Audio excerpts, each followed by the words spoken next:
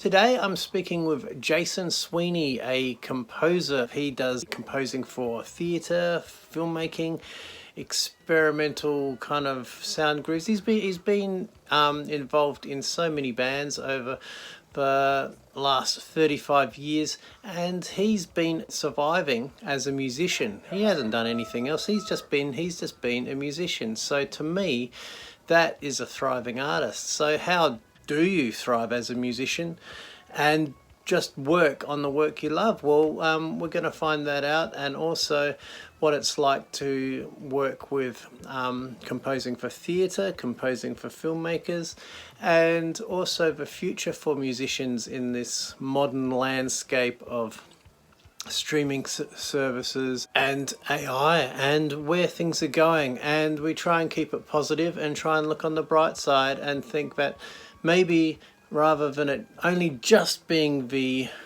revolution or the age of AI, the rise of AI, maybe it's a great opportunity for artists instead of all our jobs disappearing. Fork in the road between thriving and starving artists is where I'm at. I really like your work. I can't eat lights. I need new heights. Just want to make a living doing the work I love. Throw the notion of a starving artist out of the window. Take the elevator down to the ground floor and jump on it some more. Time to get back into art and having great artistic conversations with great artistic people. And my very first one was probably one of the first people who I collaborated with when I was just getting into my creative flow. I was wanting to be a filmmaker, and Jason Sweeney is our guest today, who's an amazing composer. He's been in countless bands, the Millards, I'll see if I can get it right, Sweet William, Pretty Boy Crossover, Winter Witches, Pentopic Electrical. Sounds like Sweeney. Is that a band or is that a radio show? So you've been doing this since like the early 90s. Do you want to give us a bit of a brief rundown? Yeah, well, actually, I mean, my first band was 87, which was a band called The Nightmare Room. And yeah, I was actually thinking back to them the other day because that was kind of just out of high school with my friend Tony. And it's actually when I first got involved with 3D radio, which was Triple M back then as well, because I was doing radio shows on there. But yeah, yeah, my very first gig was the Gong Show on that radio station. So yeah, it goes way back to 1987, if you can believe that. Yeah, That's wow, but crazy. that's incredible. Yeah. And so do you find, like, with all of these projects you've worked through the years on, is collaboration a major part of your process, or what do you find you get out of collaboration? I just enjoy what other people bring to music, probably more so now than I did back then. Because I was actually talking to someone last night who used to be in a band, and we were talking about what it is like to be in a band, and the compromises you make, the politics of bands, the things that, as the songwriter of the band, I often have really clear ideas about what I want to do with the music, but I think it's taken me almost my entire, how many years I've been doing it, over 30 odd years of playing in bands, or just playing music in general, to kind of understand exactly what I want my music to sound like. And it can rarely involve other people. So now, I mean, if I collaborate, it's a very selective process, and generally from people who have a very very similar approach to me in terms of their obsessive need to create a specific sound. And Yeah, whereas I think, like a lot of people who probably started in bands may just have too much of an open democratic process in, in their sound, which creates a band sound, I guess, as opposed to the songwriter's idea of what the sound should be. But funnily, you should mention the Millards because I think that band I was probably more directorial in that band, and but I never really got to record with the Millards. Probably when we played live, it sounded as close to how I thought it would be. But when we did attempt to record, I mean, I left the band probably quite stupidly before they actually put out a recording, which didn't feature me because I left. And so when that came out, I was actually like, oh, that's really strange because it was a band that I started, I named, and yet they put it out with a singer who was not me. It was actually a female singer, which I thought was appropriate, but they didn't use my songs, which was I think that's what we agreed on. But yeah, so I should have learnt my lesson then actually, but I didn't. As to maintaining that kind of idea of what it was that I wanted from music. But yeah, that goes to kind of collaboration. I know I've sort of gone off track there, but yeah, collaborating in bands is tricky, I think, unless you're all going in with exactly the same idea of what you want to sound like, and that has rarely happened for me. I was in another band called School of Two, which was that was me and a guy called Harry Whizkid. In fact, maybe you were around when when we shared the studio. I think we were rehearsing. Oh yes, yeah. Yeah. So it was around that time. But I remember with Harry because he was just like is still an incredible musician. And so I was just like, wow, this guy can kind of play anything. He can do anything with any instrument. And so, yeah, the music we created together, that was really satisfying because, and we wrote together as well, which was unusual for me. So the music that came from that project was really good. But so I like collaborating, but I'm really probably very careful now to make sure the person I'm collaborating with is as obsessive as I am. Yeah.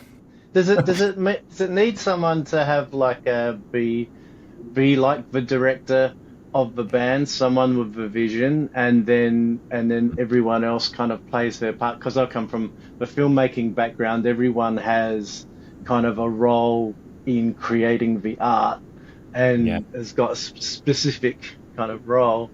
Does that work best like that, or does everyone just kind of pitch in? How have you found what works best? I mean, the filmmaking world is interesting in comparison actually because it should work like that. Probably more in terms of studio work where everybody's role needs to be really clearly defined. Otherwise, you're just wasting time and definitely wasting money. I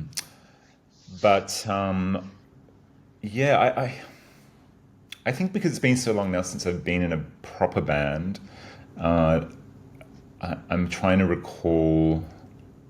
I know that I didn't like the looseness of a lot of bands that I've been in. I think that it's why I was actually drawn to theatre actually as a composer and a music maker, because there is such clear and defined roles. Although actually, I mean, that can also depend.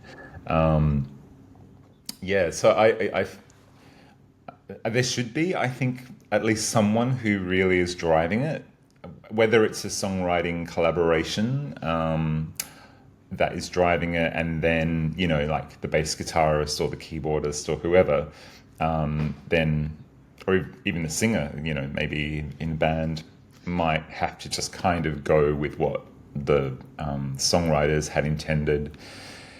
Just because it's, I mean, it's all great to have like a really open slather in terms of, everybody just do what they want.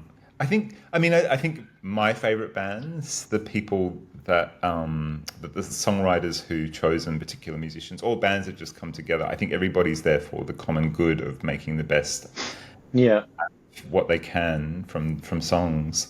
yeah, Yeah. yeah. And on the filmmaking thing, like, because my first experience of working with you was making my first short film, Mm, and and part of the success of that film, because it did, win some awards and kind of got me into film school, yeah. was the amazing soundtrack that you had provided for me. And like when I came to you, do you get annoyed being compared or trying to like create some kind of music that someone's describing? Like I was coming to you with, I mean, when they think of your music, they wouldn't think what I was suggesting to you. Like I was playing bits of Nine Inch Nails and Mm. Isis and Near Belton uh, for this real kind of heavy industrial feel, but also very slow, very subdued, but very industrial at the same time. Do you get annoyed by people trying to impose their will upon what you're No, doing at the time? I mean, yeah, because I mean, particularly films, and I now I remember what you sending me those actually. Funnily enough, that I'd forgotten about that. That's not uncommon in film or in theatre either. In terms of directors saying, these are the composers that I like, or these are the kinds of pieces of music, really specifically, that I like, and guide tracks, because since working on your film, I've done a bunch of others, and definitely guide tracks have either been in a cut before I've got there, and it.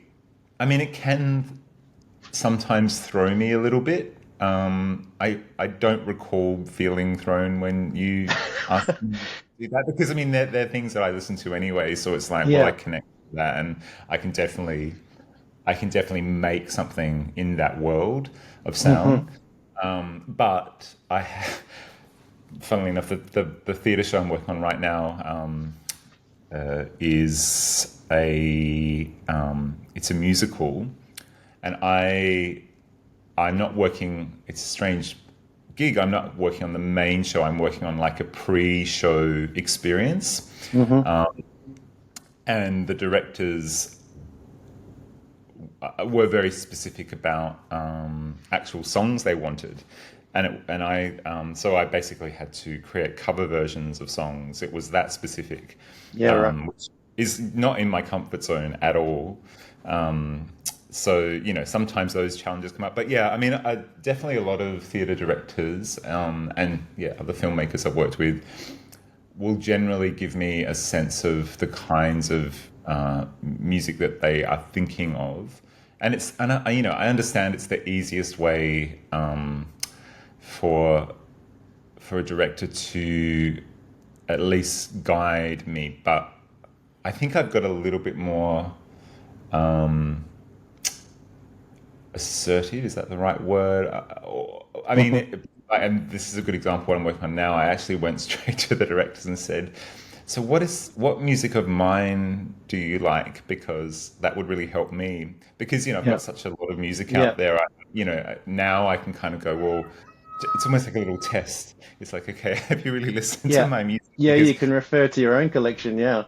well, now, I mean, if you were Yeah. to sort of say like Trent Reznor again, or any of those people, I could probably say, well, I've actually made music that would have a kind of similar quality to that, and then I would play you that piece of music. Whereas probably back then, I may not have had, or maybe I did, I can't remember, but I probably had some pieces. Or Just a quick intermission to say that the Fork in the Road podcast has a Patreon as well, where you get a whole bunch of special things. You get an extended hour-long advert-free things, like you get to ask the podcast guests questions. You get a blog where I deep dive things which, might help make you successful and me successful, because I'm learning along the way too. You can also chat with me one-on-one and talk about your art business and make it work together. Back to the interview. Artificial intelligence is here. Yes. It's already here. Yeah. And people that think, oh, that's in a movie. No, it's here. It's here. It's happening right now. What's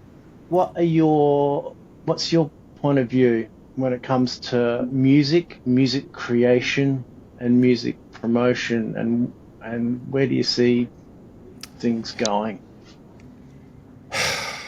Into a very bad, awful place. Honestly, I do. In terms of the rest of the world, and I think the way the world is going with AI and just generally, the return to the right wing, all of that stuff, I feel like I personally want to step away further and further from it all. Yeah. And just stay in the years 1991 to 98 because they were a lot of pre-internet time as well, best music as well. In my opinion, I'm just like, well, it's the music that I still listen to. There are incredible artists who will just never get heard, or seen or whatever, or and also because we just don't know anymore, like what is going to be real or who is real, or and it isn't some future it's not some sci-fi concept anymore. It really is now, and it makes me just want to retreat further away from all of this platforms and do things if I can afford it, do things like press vinyl, get back to real objects, and I don't know, I think I was always seduced by the internet, and I've done a lot of work around what that meant, even when it was first starting. Like I did a whole project in '99 about chat rooms and what that meant, and sampling sounds from that world, and I was really like, that was exciting to me back then. But now I'm just like, oh, I don't want anything to do with it really anymore, because I see the damage. But we've all blindly just allowed it to happen, and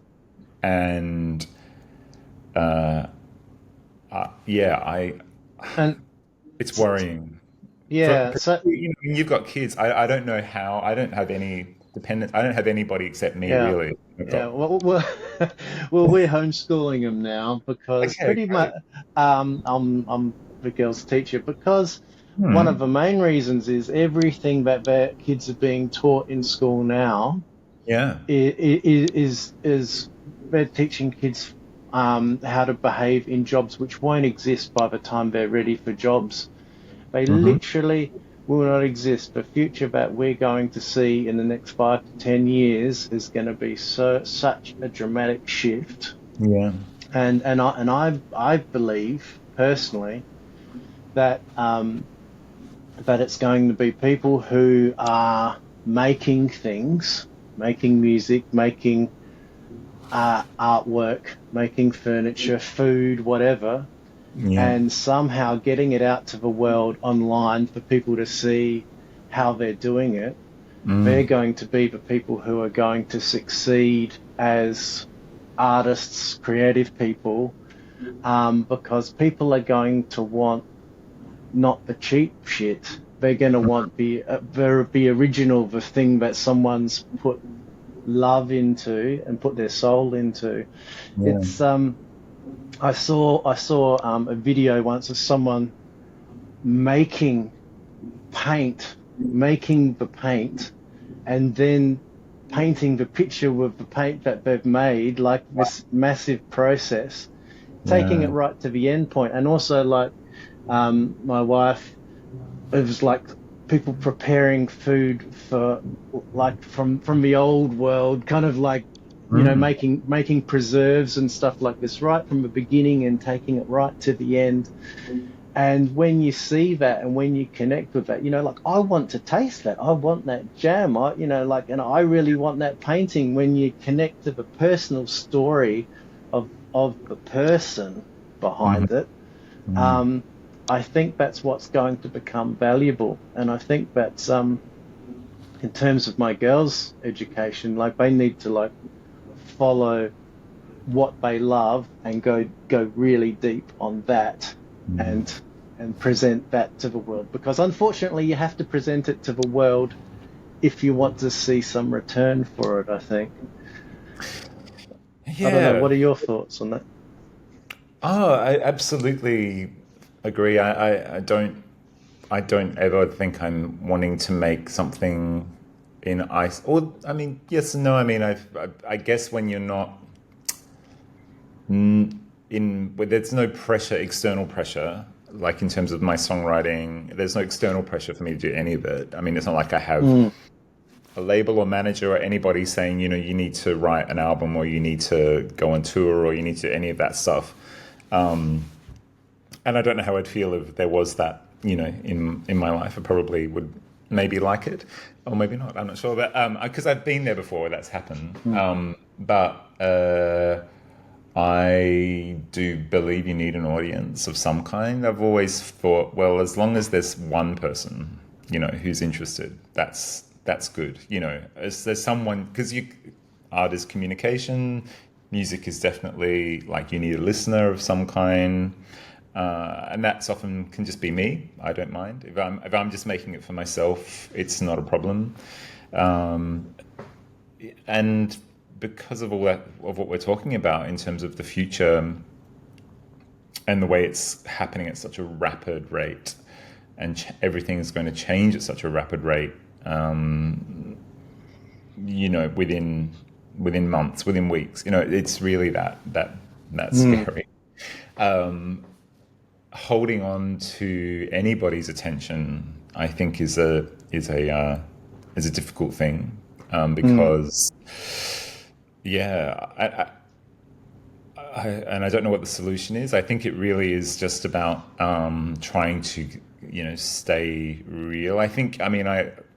Obviously you're living in a particular way and I am too. I mean, I'm just now in a situation where I'm essentially living in my minivan now, and I managed to get, a little bank loan so I could buy a block of land, and I'm learning about solar. I'm learning about, how to manage my water, and, all of those things are just, you demonstrated that before when, if we saw the generator action, Because I'm in a bus right now, by the way. you're in a bus, It's an old school bus, yeah, and it's a home. that's right, and that's the thing, and I've become really interested as I know we're not necessarily going to talk about it. I mean, maybe we might, but the idea of we have to also, particularly as an artist, we have to think about all that stuff too, because the pressing issues will be survival. I'm not a prepper, but it's funny, the people that I've actually gone and drawn to, like after a time, I'm thinking, oh, actually, I think you're in that world, but Yeah, that's okay. but Some of the skills are really useful, yeah, but because I need power, if I'm going to make music, I'm still going to need, or do I? Maybe I go back to playing acoustic guitar again. I don't know, but yeah. so all of those skills are actually becoming more important, and will become, I believe, more pressing for people to understand that apart from anything else, we're not living in a world of finite resources either. So, Yeah, you know, and and yeah, being an I was gonna, artist, yeah, go on. and all of that, I do ask myself every day, is being an artist, what, are people, what am I trying to say here? Is it still of great importance to people? Will it still be of great importance? But I believe it should be and will be. I think people still need art. I still think people need music, painting, films, but with the overload, which is just going to get more overloaded, I do wonder how to. I don't necessarily worry for myself. I do worry for younger people that I meet, particularly younger musicians. And I look at them and I think, oh my God, I have to be really encouraging and say, yes, go forth and do these things. But, I do see a world where that's going to be more difficult. I mean, I feel very lucky that I grew up in a time where, I was able to still, pre-internet times, I was still able to kind of experience a world where people just wanted very analog experiences, and perhaps we're going to return to that because I was about to say, I think that's exactly where we're heading. I think this yeah, is going to be an interesting gimmick, and it's going to completely change the world as we know it. But people are essentially going to seek out these kind of experiences that we used to have, hope so. like like um, like those things of going to the cinema, being in a cinema full of people, being at a theater, being at a music concert full of people who are there Yeah, just for that. I think there will be a big return to that because there's so much disconnect otherwise, yeah, and the mental health that comes with being isolated. I mean, it all kind of started with 2020, and digital age is just going to yeah, basically isolate us even more. I mean, look at us; we're all looking at the phones all the time, yeah. and but I think it's going to turn around at some stage, and for those people who can not get so involved in those minute seconds of in scrolling and can actually focus their skills on their talents like music or art or whatever and avoid that distraction, they're going to be the people who are winning at the other side of it, I reckon. That's my Yeah. I mean, I, I guess you have that. There's a privilege to have kids, I suppose, too, because you get to witness them experiencing the world in a way. I mean, I suppose they're living and whatever you want to call it, alternative lifestyle, whatever, like to most other kids, which is great. But I wonder, like, because I see there's two things I think happening with younger generations where I think there's a real generation of incredible intelligence and awareness of what's going on and looking to our generation and before and going, what the hell have you done to our world, to the world we have to live in? yeah, And then of course there's this rising right wing thing happening, and so there's these two, which is always it's always really been there, hasn't it? I mean, let's be honest. It's just manifesting in different ways now.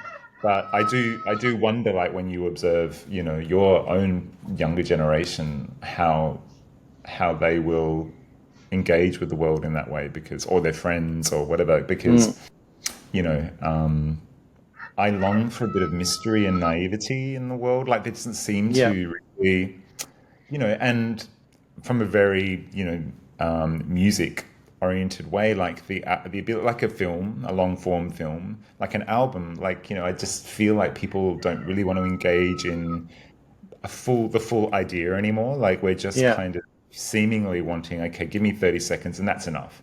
I feel like I've hmm heard it, I've seen it, whatever, like move on, next thing. yeah, And, to create in any form that requires a bit of attention and requiring an audience to engage with it, even just to listen or view beyond that one sitting. I don't know. I just wonder, have we moved? Have it we already moved so far beyond we that now? yeah, I think it's something that will be a skill that we'll have to relearn, Yeah. but it's those people who do that will be able to be the people who are functional in the future as people and as creators. Yeah. I think so. Um, anyway, on that kind of, but is it hopeful tone or depressing? It's kind of there's hope. I see hope in it, Hmm. um, I think so. because in a way, um, it's never been easy to get your stuff out there. The only problem is there's so much stuff out there. it's, um, it's it's Yeah. it's just a matter of. I mean, that's part of what this podcast is about, as like, embracing your skills as a creators Yeah. and working out how to get the attention, um, to allow us to keep doing it, and that to be your income, because all the other jobs are going. The taxi drivers, they're gone. The hospital staff, everyone, they're gonna. My prediction is 10 years. It's true, and hurry up universal basic income, because Yeah, exactly. Yeah. it is we are, because there's just it's happening where employment as a concept it has changed so radically. So Mm. even to have a side hustle or a side job, I mean, or to start a business, it's just so hard Mm. for people now. So, I mean, I think there's that as well. We just, but in terms of a hopeful tone, I just feel like, yeah, it's kind of, it's always been down to the younger generations, I guess, to kind of look to what has gone before and to kind of go, okay, that has all been a very difficult world to grow up in or whatever, but I'm going to try and do what I can. But I guess too, I can definitely go into the world of nostalgia very easily, and I think I've also have to embrace that things are changing. That won't mean I won't stop like wanting to make albums or whatever. Like it's something I want to do, and whether people want to engage in that's up to them. But yeah, I do wonder whether what it looks like or what it sounds like is just going to be different by the time you upload this podcast. You know what I mean? Yeah, and to give you a bit of background, also in terms of getting this podcast out there, because I'm just one person who's a parent and homeschooling, very busy. We're trying to farm.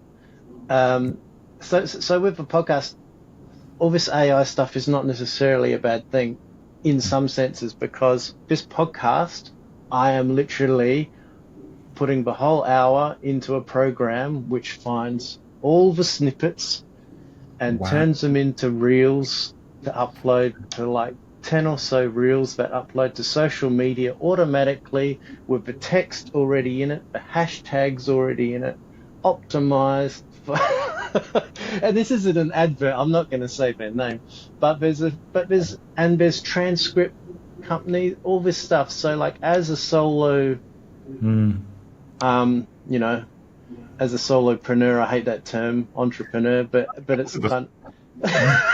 Well, it allows you to do so much more. Yeah. Well, but has always been the case since we've industrialized. I mean, anything that helps us, you know, time poor people, whatever, you want to Yeah. say. I mean, that technology to me sounds really useful for someone like you. Absolutely. And, that stuff is good. I mean, I don't think there's Yeah. anything wrong with that. Yeah. I think, There's always good and bad. yeah, I think it's this eternal opting into AI that every time I use something, even with this platform that you're using to record, and there was an AI opt-in, and I'm like, no, All right, I didn't realize that. yeah. So I don't even know. it's with Oblivious. everything. I mean, I use Gmail, and every time I open up Gmail to check my email now, like it's kind of there's a new AI opt-in, and you could very quickly, particularly if you're of an older generation than I, and you're using this technology, just go okay, and then suddenly your words, your image, whatever is up for grabs, and Yeah. that stuff is a bit like we can be so seduced into saying yes, so Yeah. quickly. Yes. They make it so easy. Yeah, so easy. All right. Well, I better wrap up the podcast. Thank you so much for listening to the Fork in the Road podcast, or watching the Fork in the Road podcast. For those people watching on Patreon, we also have it as a video on Spotify and YouTube. If you like the idea of chatting with artists, talking about how you go from starving to thriving, how you become a successful artist, whatever that means to you, whatever a thriving artist means. If you like this kind of thing, you can support the podcast in many ways. Apart from becoming a Patreon, you can just share it with your friends, or you could leave a review on iTunes. I think iTunes do review. Whoever does reviews, if you look in your podcast channel, if it allows you to do a review, or if you're watching on YouTube, please comment, please like, and I won't be one of those podcasts that go, you got to give a 5-star review. If there's something about the podcast you don't like, let me know. Write it in the comments and see if I can, tweak it a little bit to make it work better for everybody. But yeah, 5-star review would be pretty awesome. But anyway, check you next time.